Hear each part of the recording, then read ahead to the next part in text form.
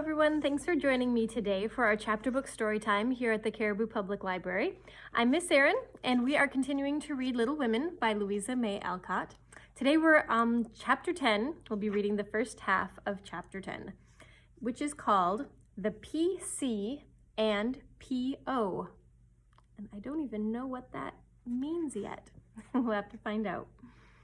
As spring came on, a new set of amusements became the fashion, and the lengthening days gave long afternoons for work and play of all sorts. The garden had to be put in order, and each sister had a quarter of the little plot to do what she liked with. Hannah used to say, "I'd know which each of them gardens belonged to if I see 'em in Chiney," and so she might, for the girls' tastes differed as much as their characters. Meg's had roses and heliotrope, myrtle, and a little orange tree in it. Jo's bed was never alike 2 seasons, for she was always trying experiments. This year, it was to be a plantation of sunflowers, the seeds of which cheerful and aspiring plant were to feed Aunt Cockletop and her family of chicks. Beth had old-fashioned, fragrant flowers in her garden, sweet peas and mignonette, larkspur, pinks, pansies, and southernwood, and with chickweed for the bird and catnip for the pussies. Amy had a bower in hers, rather small and earwiggy, but very pretty to look at, with honeysuckles and morning glories hanging their colored horns and bells in graceful wreaths all over it, tall white lilies, delicate ferns, and as many brilliant, picturesque plants as would content to blossom there. Gardening walks rose on the river, and flower hunts employed the fine days, and for rainy ones they had house diversions, some old, some new, all more or less original. One of these was the PC, for as secret societies were the fashion, it was thought proper to have one, and as all of the girls admired Dickens, they called themselves the Pickwick Club. With a few interruptions, they had kept this up for a year and met every Saturday evening in the big garret, on which occasions the ceremonies were as follows. 3 chairs were arranged in a row before a table, on which was a lamp, also 4 white badges, with a big PC in different colors on each, and the weekly newspaper called the Pickwick Portfolio, to which all contributed something, while Jo, who reveled in pens and ink, was the editor. At 7 o'clock, the 4 members ascended to the club room, tied their badges round their heads, and took their seats with great solemnity. Meg, as the eldest, was Samuel Pickwick, Jo being a literary turn, Augustus Snodgrass, Beth, because she was round and rosy, Tracy Tupman, and Amy, who was always trying to do what she couldn't, was Nathaniel Winkle. Pickwick, the president, read the paper, which was filled with original tales, poetry, local news, funny advertisements, and hints, in which they good-naturedly reminded each other of their faults and shortcomings. On one occasion, Mr. Pickwick put on a pair of spectacles without any glasses, rapped upon the table, hemmed, and having stared hard at Mr. Snodgrass, who was tilting back his chair until he arranged himself properly, began to read. The Pickwick Portfolio, May 20th of 1800 and something. Poet's Corner. Anniversary Ode is what it's called. Again, we meet to celebrate with badge and solemn rite our 52nd anniversary in Pickwick Hall tonight. We all are here in perfect health, none gone from our small band. Again we see each well-known face, and press each friendly hand. Our Pickwick, always at his post, with reverence we greet. As spectacles on nose, he reads our well-filled weekly sheet. Although he suffers from a cold, we joy to hear him speak, for words of wisdom fall from him fall, in spite of croak or squeak. Old 6-foot Snodgrass looms on high, with elephantine grace, and beams upon the company, with brown and jovial face. Poetic fire lights up his eye, he struggles 'gainst his lot. Behold ambition on his brow, and on his nose a blot. Next our peaceful Tupman comes, so rosy, plump, and sweet, who chokes with laughter at the puns, and tumbles off his seat. Prim little Winkle, too, is here, with every hair in place, a model of propriety, though he hates to wash his face. The year is gone, we still unite, to joke and laugh and read, and tread the path of literature that doth to glory lead. Long may our paper prosper well, our club unbroken be, and coming years their blessings pour on the useful gay P.C. by A. Snodgrass. She continues to read, The Masked Marriage of Tale of Venice. Gondola after gondola swept up to the marble steps and left its lovely load to swell the brilliant throng that filled the stately halls of Count de Adelon. Knights and ladies, elves and pages, monks and flower girls, all mingled gaily in the dance. Sweet voices and rich melody filled the air, and so with mirth and music the masquerade went on. Has your highness seen the Lady Viola tonight? Asked the gallant troubadour of the fairy queen who floated down the hall upon his arm. Yes, is she not lovely, though so sad?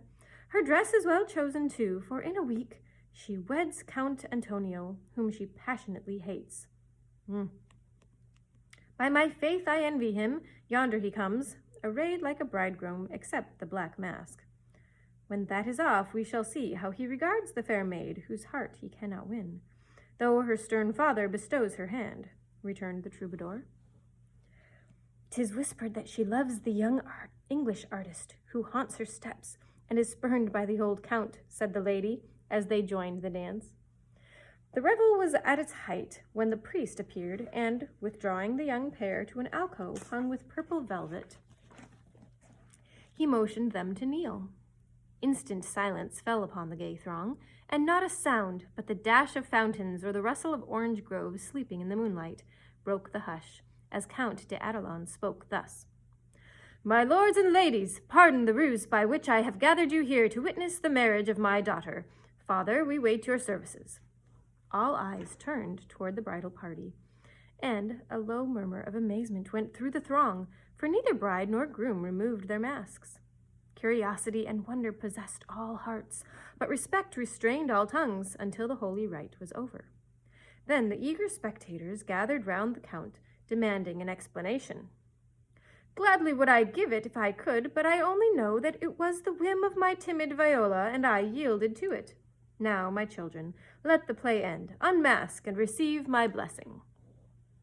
But neither bent the knee, for the young bridegroom replied in a tone that startled all listeners as the mask fell, disclosing the noble face of Ferdinand Devereux, the artist lover, and, leaning on the breast where now flashed the star of an English earl, was the lovely Viola, radiant with joy and beauty. My lord, you scornfully bade me claim your daughter when I could boast as high a name and vast a fortune as the Count Antonio. I can do more, for even your ambitious soul cannot refuse the Earl of Devereux and Devray when he gives his ancient name and boundless wealth in return for the beloved hand of this fair lady, now my wife. The Count stood like one changed to stone, and turning to the bewildered crowd, Ferdinand added, with a smile of triumph, To you, my gallant friends, I can only wish that your wooing may prosper as mine has done, and that you may all win as fair a bride as I have by this masked marriage. Signed, S. Pickwick. Why is the PC like the Tower of Babel? It is full of unruly members. It says.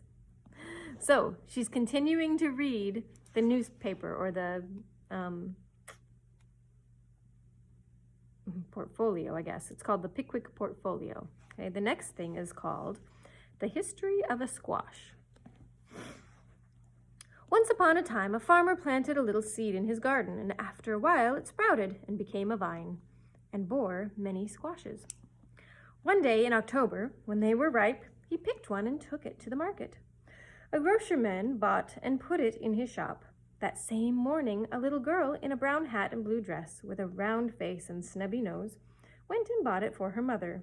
She lugged it home, cut it up, and boiled it in the big pot, mashed some of it with salt and butter for dinner, and to the rest she added a pint of milk, 2 eggs, 4 spoons of sugar, nutmeg, and some crackers. Put it in a deep dish and baked it until it was brown and nice.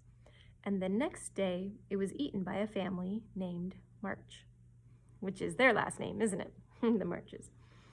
Written by T. Tupman. Okay, the next thing is a letter. It says, Mr. Pickwick, sir, I address you upon the subject of sin. The sinner, I mean, is a man named Winkle, who makes trouble in his club by laughing and sometimes won't write his piece in this fine paper. I hope you will pardon his badness and let him send a French fable, because he can't write out of his head, and he has so many lessons to do, and no brains in future. I will try to take time by the fetlock and prepare some work which will be all comme il faut. That means all right. I am in haste, as it is nearly school time. Yours respectably, N. Winkle. The above is a manly and handsome acknowledgment of past misdemeanors. If our young friend studied punctuation, it would be well, because there were no periods or commas in the whole thing, which, if you remember, Amy was supposed to be N. Winkle, Mr. Winkle. So let's see, the next thing to read, I've got one more for today, is called A Sad Accident. On Friday last, we were startled by a violent shock in our basement, followed by cries of distress. On rushing in a body to the cellar, we discovered our beloved president prostrate upon the floor, having tripped and fallen while getting wood for domestic purposes. A perfect scene of ruin met our eyes, for in his fall, Mr. Pickwick had plunged his head and shoulders into a tub of water, upset a keg of soft soap upon his manly form, and torn his garments badly. On being removed from this perilous situation, it was discovered that he had suffered no injury, but several bruises, and we are happy to add is now doing well. Written by the editor. So those are all examples of things that the girls wrote for this newsletter for their club, the Pickwick Club, right? PC. We'll continue reading more of it next time. So we'll see you then. Bye for now.